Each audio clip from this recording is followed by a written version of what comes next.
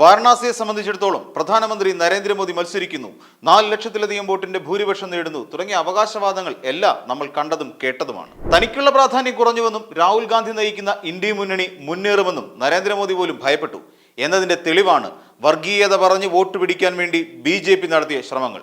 9% വോട്ടിന്റെ കുറവാണ് ഇത്തവണ മോദിക്കുണ്ടായത്. അജയ് റായ് എന്ന കോൺഗ്രസ് സ്ഥാനാർത്ഥി വലിയൊരു ഭീഷണിയാണ് ഉയർത്തിയത്. മോദിയെ താൻ വെല്ലുവിളിക്കുന്നു, വാരണാസിയിലെ സീറ്റിൽ നിന്ന് രാജിവെച്ച് അതേ മണ്ഡലത്തിൽ ഒരിക്കൽ കൂടി മത്സരിക്കാൻ മോദിക്ക് ധൈര്യമുണ്ടോ എന്നാണ് അജയ് റായ് ഇപ്പോൾ ഉയർത്തിയിരിക്കുന്ന വെല്ലുവിളി. രാഹുൽ ഗാന്ധിയുടെ നേതൃത്വത്തിലുള്ള കോൺഗ്രസ് പാർട്ടി തിരിച്ചു വരുന്നതിന്റെ സൂചനകളാണ് ഈ തെരഞ്ഞെടുപ്പിൽ കാണാൻ കഴിയുന്നത്. അതിന്റെ ആത്മവിശ്വാസത്തിൽ തന്നെയാണ് ഇത്തരത്തിലൊരു വെല്ലുവിളിക്ക് അജയ് റായ് തയ്യാറായത് തന്നെ. ഒരു മുറി മാത്രമുള്ള വീട്ടിൽ പ്രായപൂർത്തിയായ പെൺമക്കളെയും നെഞ്ചോട് ചേർത്ത് പിടിച്ച് കഴിയേണ്ടി വരുന്ന അമ്മമാരെ കാണാൻ സർക്കാരിന് കഴിഞ്ഞിട്ടില്ല. മറിച്ച് സ്ക്വയർ ഫീറ്റ് കണക്കിന് വലിയ തുക എണ്ണിക്കൊടുത്ത് സമീപത്ത് വീടൊരുക്കി താമസം തുടങ്ങാൻ പോകുന്ന അമിതാഭ് ബച്ചനെ പോലുള്ളവരെ മാത്രമേ സർക്കാർ പരിഗണിക്കൂ എന്നും അവിടെ എത്തിയിട്ടുള്ളവർക്ക് മനസ്സിലാക്കാൻ സാധിക്കും. നമസ്കാരം. തെരഞ്ഞെടുപ്പിൽ വിജയവും പരാജയവും സ്വാഭാവികമായ ഒന്നാണ്. എന്നാൽ ചില വിജയങ്ങളും പരാജയങ്ങളും ചരിത്രത്തിലായിരിക്കും രേഖപ്പെടുത്തുക. ഇതുവരെ പരാജയപ്പെടാത്തവരും വിജയിക്കാത്തവരും തെരഞ്ഞെടുപ്പിൽ എക്കാലത്തും ഉണ്ടാകാറുണ്ട്. അതായത് ഉദാഹരണം പറഞ്ഞാൽ സുരേഷ് ഗോപിയുടെ വിജയം തൃശ്ശൂരിനെ സംബന്ധിച്ച് മാത്രമല്ല, കേരളത്തെ സംബന്ധിച്ചു കൂടി ചരിത്രപരമായി മാറുന്നു. എന്നാൽ ചിലയിടത്ത് വിജയമല്ല, മറിച്ച് അതിൻ്റെ പ്രക്രിയയാണ് ചരിത്രപരമാകുന്നത്. അവസാന നിമിഷം വരെ വിജയം മുന്നിൽ കണ്ട് നിൽക്കുന്നവർ ഒടുവിൽ തോൽവിയിലേക്ക് കൂപ്പുകുത്തുകയും ചെയ്യാറുണ്ട്. അത് പലപ്പോഴായി നമ്മൾ കാണുകയും ചെയ്തു. തിരുവനന്തപുരം മണ്ഡലത്തിലും ആറ്റിങ്ങൽ മണ്ഡലത്തിലും ഇങ്ങനെ നാടകീയമായ സംഭവങ്ങൾ അരങ്ങേറിയിരുന്നു. കേരളക്കാർ കേരളത്തെക്കുറിച്ച് മാത്രമല്ല, അങ്ങ് വാരണാസിയെക്കുറിച്ചും ആശങ്കയിൽ തന്നെയായിരുന്നു. വാരണാസിയെ സംബന്ധിച്ചിടത്തോളം പ്രധാനമന്ത്രി നരേന്ദ്രമോദി മത്സരിക്കുന്നു, 4 ലക്ഷത്തിലധികം വോട്ടിന്റെ ഭൂരിപക്ഷം നേടുന്നു തുടങ്ങിയ അവകാശവാദങ്ങൾ എല്ലാം നമ്മൾ കണ്ടതും കേട്ടതുമാണ്.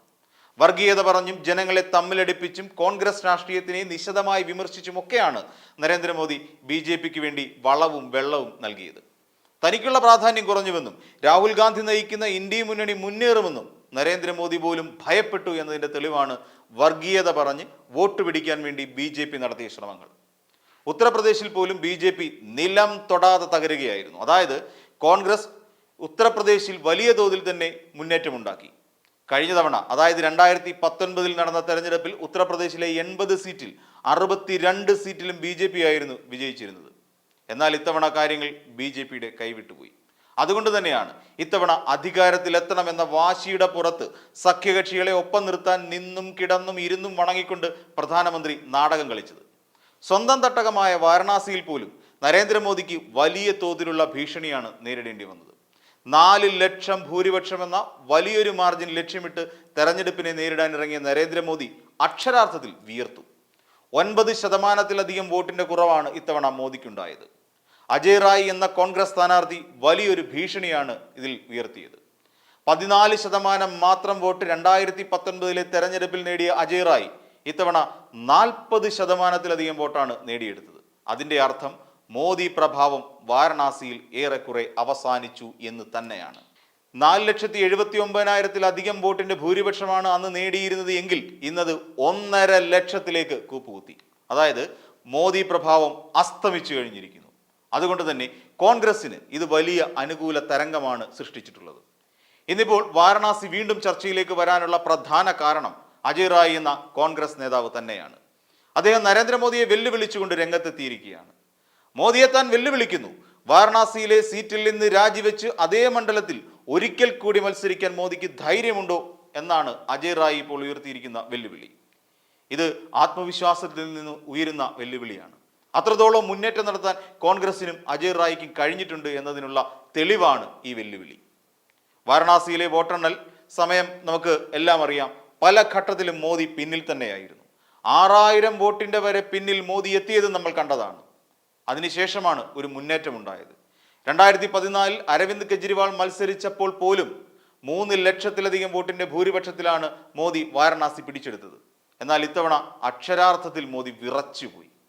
3ാം സ്ഥാനത്ത് മാത്രം ഉണ്ടായിരുന്ന കോൺഗ്രസ് പാർട്ടിക്ക് വലിയൊരു മേൽക്കൈയോടുകൂടി 2ാം സ്ഥാനത്ത് എത്താൻ കഴിഞ്ഞു എന്നത് വലിയൊരു നേട്ടമായി തന്നെ കാണാവുന്നതാണ്. രാഹുൽ ഗാന്ധിയുടെ നേതൃത്വത്തിലുള്ള കോൺഗ്രസ് പാർട്ടി തിരിച്ചു വരുന്നതിൻ്റെ സൂചനകളാണ് ഈ തെരഞ്ഞെടുപ്പിൽ കാണാൻ കഴിഞ്ഞത്. അതിൻ്റെ ആത്മവിശ്വാസത്തിൽ തന്നെയാണ് ഇത്തരത്തിലുള്ള വെല്ലുവിളിക്ക് അജയ് റായ് തയ്യാറായത് തന്നെ. പക്ഷേ ആ വെല്ലുവിളി ഏറ്റെടുക്കാനുള്ള ആത്മവിശ്വാസം നരേന്ദ്രമോദിക്കുണ്ടോ എന്ന ചോദ്യത്തിന് ഇല്ല എന്ന് തന്നെ മറുപടി പറയേണ്ടി വരും. കഴിഞ്ഞ കാലത്തെ ഭരണത്തിന്റെ ഏറ്റവും വലിയ നേട്ടമായി BJP ഉയർത്തിക്കാണിക്കുന്നത് രാമക്ഷേത്രത്തിന്റെ നിർമ്മാണവും പ്രതിഷ്ഠാ ചടങ്ങുകളും മാത്രമാണ്. അതിനിടയിലൂടെ കടത്തിവിട്ട വർഗീയത വേറെ വഴിക്കുണ്ട്, അതവിടെ നിൽക്കട്ടെ. എന്നാൽ രാമക്ഷേത്രം സാധാരണക്കാരെ സംബന്ധിച്ചിടത്തോളം വലിയ നേട്ടമായി കണക്കാക്കാൻ കഴിയില്ല തന്നെ. ക്ഷേത്രത്തിന്റെ നിർമ്മാണവും അതിന്റെ വഴിയൊരുക്കലുകളുമായി ബന്ധപ്പെട്ട് സാധാരണക്കാർ അനുഭവിക്കുന്ന പ്രശ്നങ്ങളിലേക്ക് വഴിതുറക്കാൻ ദേശീയ മാധ്യമങ്ങൾക്ക് പോലും ചങ്കൂറ്റമില്ലാതെ കഴിയാതെ നിന്നുപോയി. പശ്ചാത്തല സൗകര്യ വികസനത്തിന്റെ ഭാഗമായി കുടിയൊഴിപ്പിക്കപ്പെട്ട സാധാരണക്കാർക്ക് സ്വന്തം ഭൂമിക്ക് മതിയായ വില പോലും നൽകാൻ സർക്കാരിന് കഴിഞ്ഞിട്ടില്ല. ഒരു മുറി മാത്രമുള്ള വീട്ടിൽ പ്രായപൂർത്തിയായ പെൺമക്കളെയും നെഞ്ചോട് ചേർത്ത് പിടിച്ച് കഴിയേണ്ടി വരുന്ന അമ്മമാരെ കാണാൻ സർക്കാരിന് കഴിഞ്ഞിട്ടില്ല. മറിച്ച് സ്ക്വയർ ഫീറ്റ് കണക്കിന് വലിയ തുക എണ്ണിക്കൊടുത്ത് സമീപത്ത് വീടൊരുക്കി താമസം തുടങ്ങാൻ പോകുന്ന അമിതാഭ് ബച്ചനെ പോലെയുള്ളവരെ മാത്രമേ സർക്കാർ പരിഗണിക്കൂ എന്നും അവിടെ എത്തി കണ്ടിട്ടുള്ളവർക്ക് മനസ്സിലാക്കാൻ സാധിക്കും. അതൊക്കെ കണ്ട് ഒരു വലിയ വിഭാഗത്തിന്റെ എതിർപ്പ് നരേന്ദ്രമോദി നയിക്കുന്ന BJP സർക്കാരിനോട് സാധാരണക്കാർക്കുണ്ട്. അതുകൊണ്ട് തന്നെ ഇത്തരത്തിലൊരു വെല്ലുവിളി ഏറ്റെടുക്കാൻ ഒരിക്കലും നരേന്ദ്രമോദി ഇനി തയ്യാറാകില്ല. 2019 നേരിട്ട ഒരു കോൺഗ്രസ് അല്ല ഇപ്പോഴുള്ളത്. കെട്ടുറപ്പുള്ള ഒരു രാഷ്ട്രീയ സംവിധാനമായി അത് മാറിക്കഴിഞ്ഞിരിക്കുന്നു. രാഹുൽ ഗാന്ധി നടത്തിയ ഭാരത് ജോഡോ യാത്രയെ പുച്ഛിച്ച് തള്ളിയവർക്കുള്ള മറുപടി ഇക്കാലയളവിൽ നടത്തിയ പ്രവർത്തനത്തിലൂടെ നൽകാൻ രാഹുൽ ഗാന്ധിക്ക് കഴിഞ്ഞിട്ടുണ്ട് എന്നുള്ളതിന് തെളിവായി നമുക്ക് റായ്ബറേലിയിലെ വിജയത്തെ കാണാൻ കഴിയും. MP സ്ഥാനം പോലും തെറിപ്പിച്ച് പുറത്തേക്ക് പറഞ്ഞയച്ചപ്പോൾ നരേന്ദ്രമോദിയും അമിത്ഷായും കരുതിയിട്ടുണ്ടാകില്ല ഇതൊരു കൊടുങ്കാറ്റായി തിരികെ ആഞ്ഞു വീശുമെന്നും തങ്ങളുടെ അടിത്തറ ഇളക്കുമെന്നും. എന്തായാലും രാഹുൽ ഗാന്ധിയുടെ വെല്ലുവിളികൾക്ക് നരേന്ദ്രമോദി കാട്ടിയിരുന്ന നിശബ്ദതയും മൗനവും ഇക്കാര്യത്തിലും ഉണ്ടാകുമെന്ന് ഉറപ്പ്. അല്ലെങ്കിൽ EVM പിൻബലമുണ്ടെങ്കിൽ ആ വെല്ലുവിളിയും നരേന്ദ്രമോദി ഏറ്റെടുക്കും.